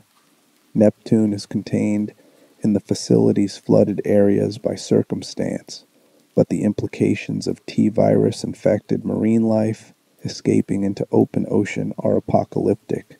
Umbrella's research threatened ecosystems on every level. Chimeras are human-insect hybrids, test subjects whose DNA was spliced with fly genetics to create climbing, wall-crawling hunters. They appear primarily in underground laboratory sections, crawling on ceilings and walls, attacking from above with disconcerting speed. Chimeras are fragile but mobile, their movement patterns difficult to track when they're not confined to floor-level positioning. The design is body horror at its most explicit, recognizably human torsos fused to insectoid lower bodies, human faces twisted but visible, former people transformed into monsters while presumably conscious during the process. Chimeras represent Umbrella's willingness to experiment on humans, to create designer bioweapons using human subjects as base material. They're not accidents like zombies. They're deliberate crimes against the people they used to be. The Tyrant is Umbrella's crowning achievement, a bio-organic weapon engineered for military applications, created from humans with rare genetic compatibility with T-virus, allowing controlled mutation rather than mindless zombification. The Tyrant stands over 8 feet tall, heavily muscled, with one arm ending in massive claws capable of impaling humans effortlessly.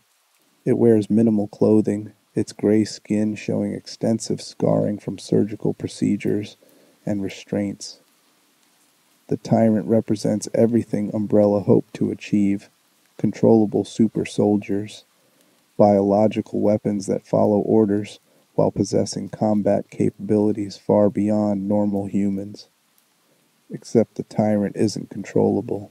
It kills Wesker immediately upon awakening, demonstrating that Umbrella's belief they could create obedient monsters was hubris.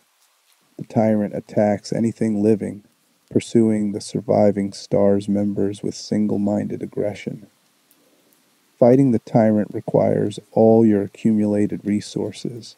It has enormous health, dealing devastating damage with each hit, and can't be permanently killed in your first encounter, only incapacitated temporarily.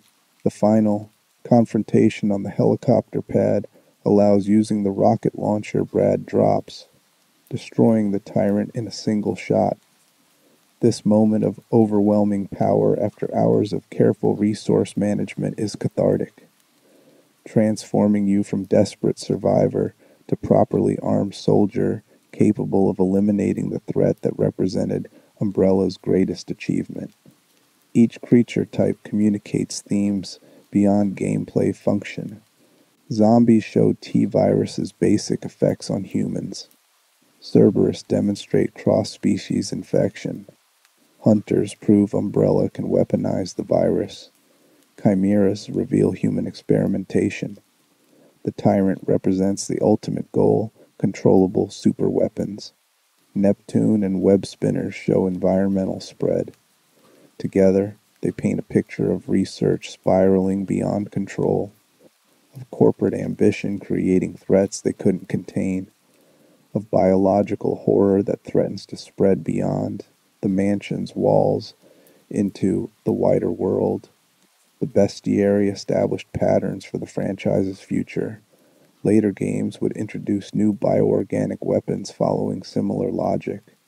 Take an organism, infect or modify it with viral agents, create something weaponizable: liquors, regenerators, Las Plagas parasites molded, all descended from the original game's premise that biological experimentation creates monsters.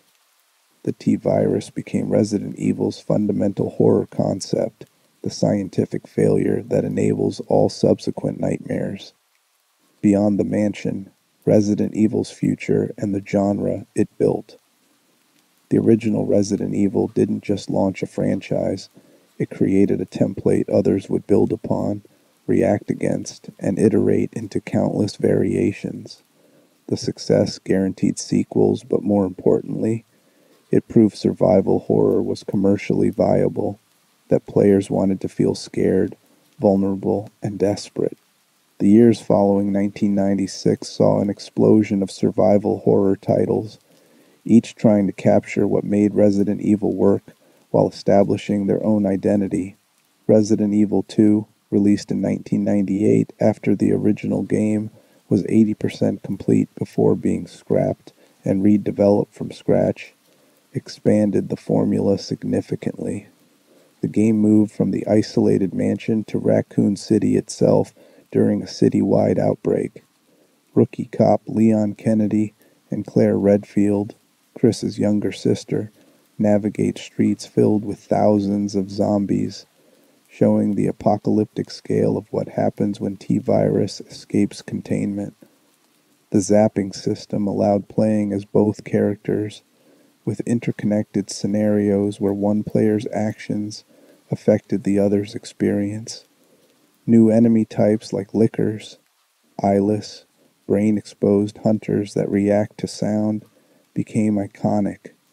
Mr. X, an advanced tyrant model that stalks players through the police station, pioneered the invincible pursuer enemy type that couldn't be killed, only temporarily deterred.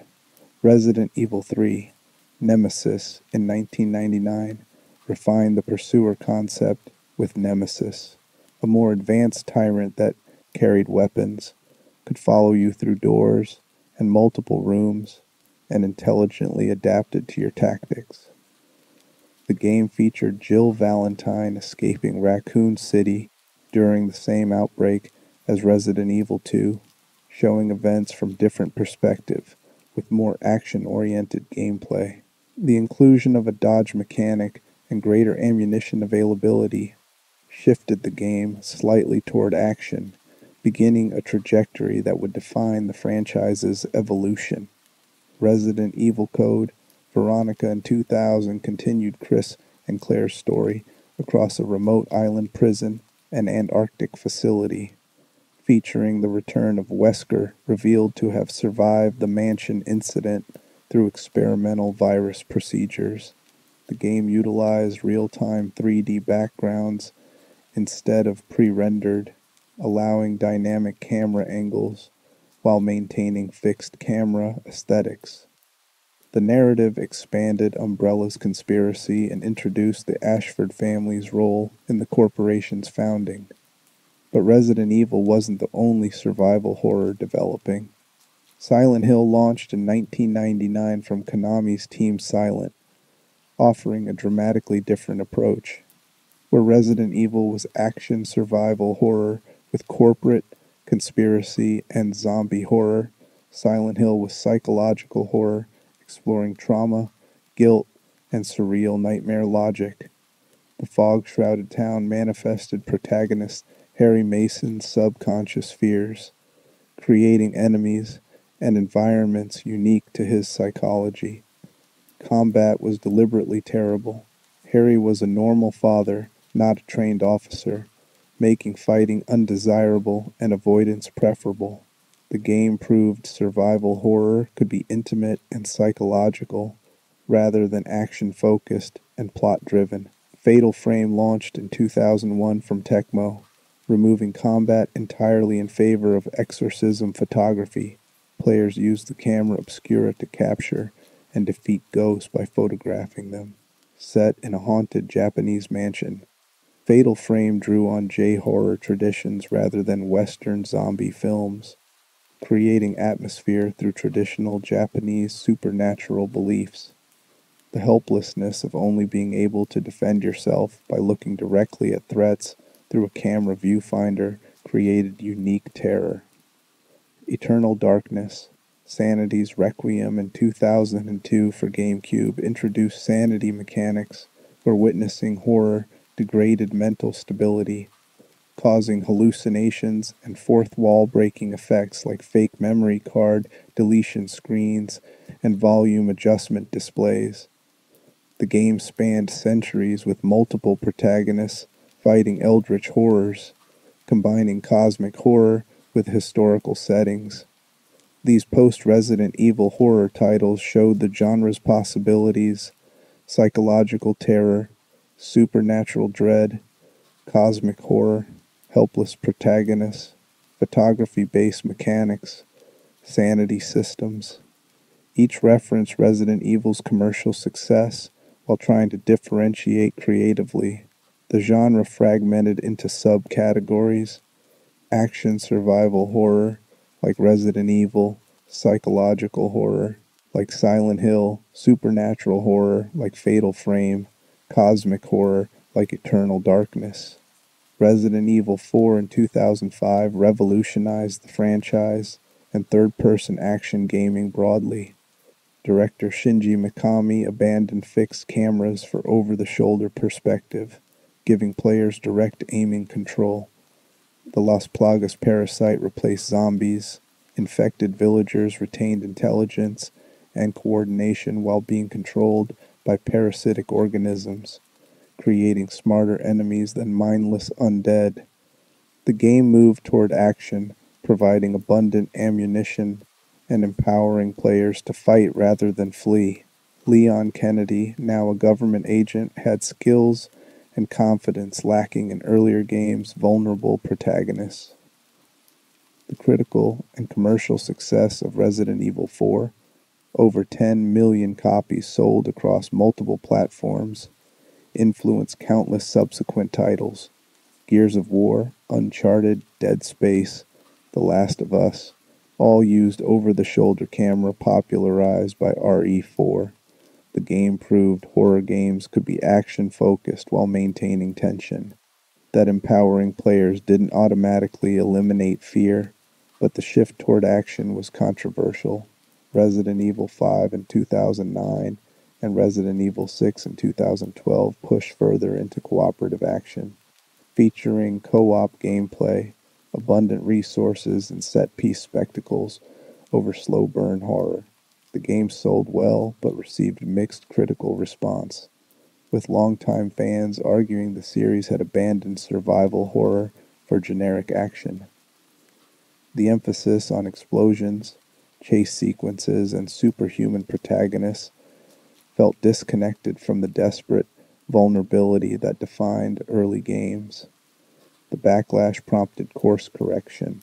Resident Evil 7, Biohazard in 2017 returned to horror roots with first-person perspective, isolated setting, resource scarcity, and emphasis on vulnerability over empowerment. Set in a decrepit Louisiana plantation mansion, the game followed Ethan Winters searching for his missing wife while confronting the Baker family, victims of a different bioweapon infection.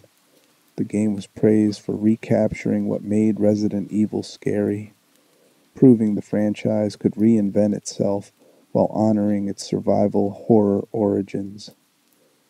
Resident Evil 2's 2019 remake demonstrated the original game's enduring design strength. Building the game from scratch with modern technology, Capcom preserved the core gameplay loop: resource management, interconnected exploration, backtracking, puzzle solving, while updating controls to over-the-shoulder perspective and adding features like realistic physics and dynamic lighting. The remake sold over 10 million copies, becoming one of Capcom's best-selling titles and proving survival horror appealed to contemporary audiences.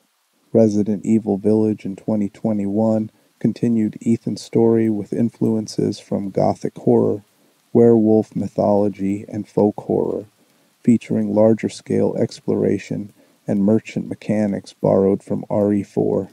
The game balanced action and horror, receiving strong sales and reviews while suggesting the franchise could sustain simultaneous action and horror identities without choosing between them. The indie horror explosion of the 2010s drew heavily from classic Resident Evil design. Amnesia, The Dark Descent removed combat entirely, making players helpless against monsters. Outlast continued that helplessness through found footage horror aesthetics. Alien, Isolation combined resource management with an unkillable pursuer enemy. These indie titles iterated on survival horror conventions Resident Evil established, proving the genre remained relevant and evolving. The franchise's multimedia expansion continued. Netflix produced live-action series of mixed quality. Animated films explored franchise lore, and the 2021 film Resident Evil, Welcome to Raccoon City, attempted a more game-accurate adaptation than previous films. The merchandising never stopped. Every major game release brought action figures, clothing, collector's editions, and promotional materials keeping Resident Evil in public consciousness. The competitive scene evolved beyond speed running. Resident Evil's later entries featured mercenaries, modes, and competitive multiplayer, creating esports potential. Resident Evil Resistance and Resident Evil Reverse offered PvP experiences, though reception was tepid. The franchise's strength remained single-player narrative horror rather than competitive multiplayer. The academic discourse expanded as game studies matured. Scholars analyzed Resident Evil's themes of corporate malfeasance and institutional corruption, its relationship to zombie film traditions from Romero to Boyle, its fixed camera cinematography's debt to horror cinema, and its representation of gender, race, and military power. What began as pulpy zombie horror revealed depths rewarding serious examination. The community remained passionate and engaged across decades. Forums discussed optimal strategies, lore implications, and franchise direction. Modders created custom scenarios and graphical overhauls. Cosplayers recreated S.T.A.R.S uniforms and character designs with remarkable accuracy. Fan artists produced tribute works. The dedication suggested Resident Evil meant something beyond entertainment. It represented formative gaming experiences that shaped how people understood interactive horror. The franchise's longevity, over 25 years with no signs of stopping, speaks to the strength of its core concept. Biological horror, corporate conspiracy, desperate survival against overwhelming odds, these themes remain relevant and frightening. Each generation discovers Resident Evil through different entry points, some through the original PlayStation games, others through GameCube remakes, modern players through recent remakes and sequels. But regardless of entry point, the core experience remains. You're vulnerable, resources are limited, and something horrifying is hunting you through architecturally impossible spaces. The survivors, why it still matters. 29 years after release, the original Resident Evil remains significant not just as historical curiosity, but as design lesson. The game demonstrated that technical limitations could enhance atmosphere. Fog obscuring draw distance became signature aesthetics rather than shameful compromise. Fixed cameras created cinema-quality framing. Pre-rendered backgrounds allowed environmental detail impossible with real-time rendering. Tank controls made characters feel weighty and vulnerable. Loading screen doors built anticipation. Every limitation was transformed into feature. Every technical constraint turned into atmospheric advantage. The resource management created meaningful decisions that modern game design often avoids. Contemporary titles frequently feature regenerating health, abundant ammunition, checkpoints every few minutes. These quality of life features reduce frustration but also reduce tension. Resident Evil's scarcity made every bullet matter, every heal significant, every save precious. The constant evaluation of risk versus reward, immediate needs versus future contingencies, created engagement beyond simply navigating spaces and shooting enemies. The environmental storytelling through documents and visual details demonstrated that narrative didn't require cutscenes or exposition dumps. Trevor's diary, researcher notes, scattered documents. They rewarded exploration and observation while remaining optional. Players could ignore them and experience pure gameplay, or engage deeply and discover rich lore. This respect for player agency and narrative consumption influenced countless subsequent titles. The mansion as character, as hostile architecture with malevolent intent, established location-based horror that transcended simple enemy encounters.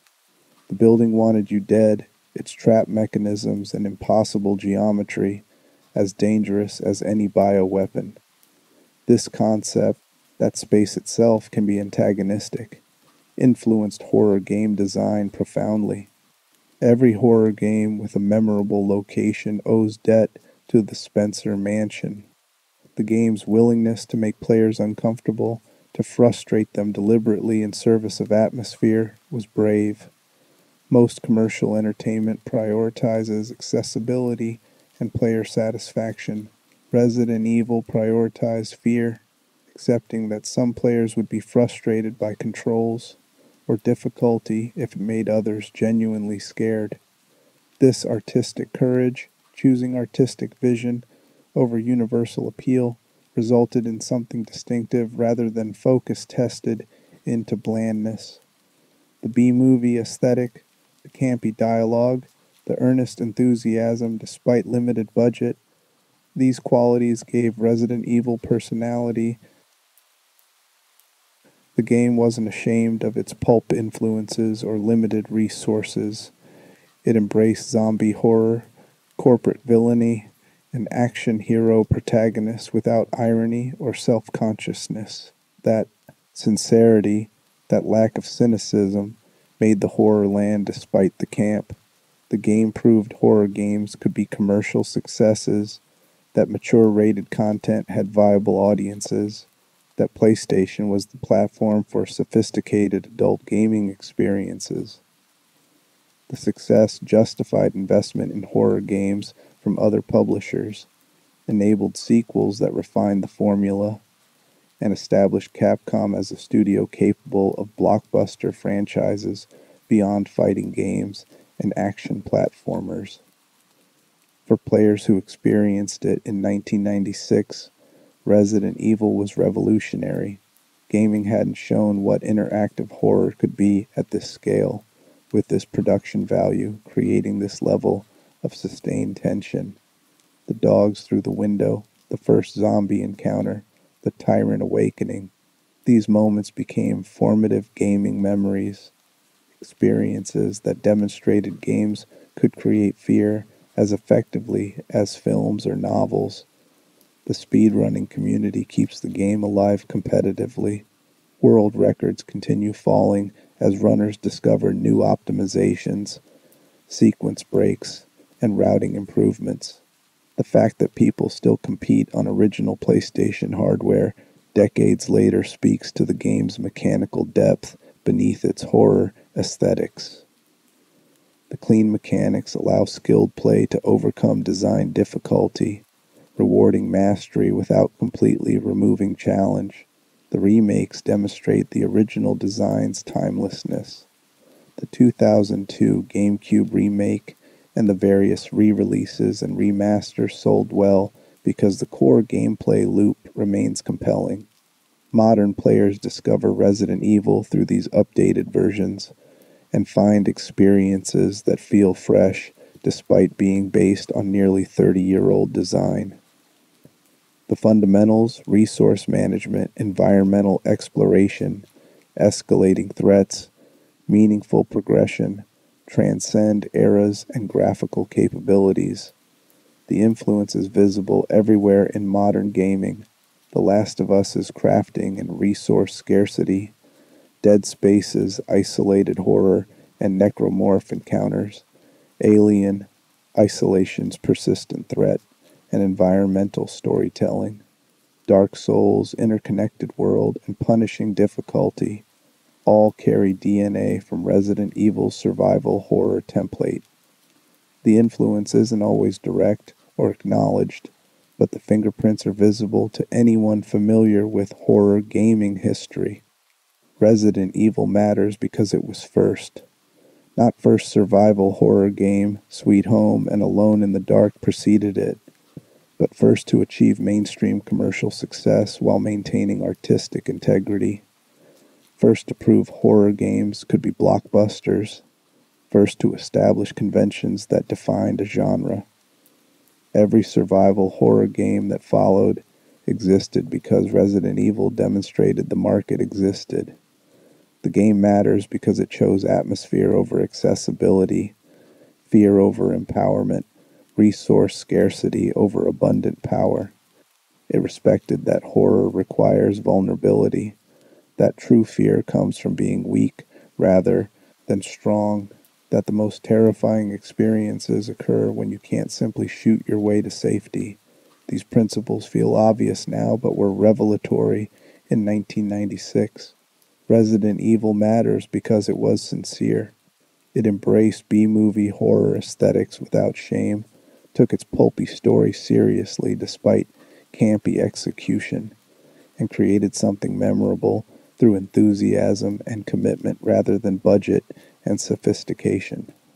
The heart visible in every awkward voice line and ambitious camera angle made it genuine in ways heavily focus tested, modern blockbusters rarely achieve. The Spencer Mansion burned down in 1998, destroyed by the very self-destruct mechanisms designed to erase evidence of Umbrella's crimes.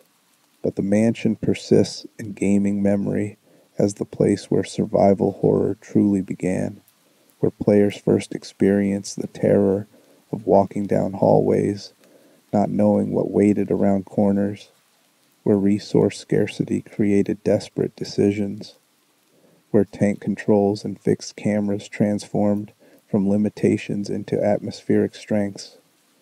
You can still play it. The game remains available across modern platforms through various remasters and re-releases. The controls feel archaic. The voice acting remains terrible. The fixed cameras occasionally frustrate. But underneath those dated elements lives a game that changed everything, that proved horror games could be commercially viable and critically respected, that established conventions defining a genre, that influenced countless titles across decades.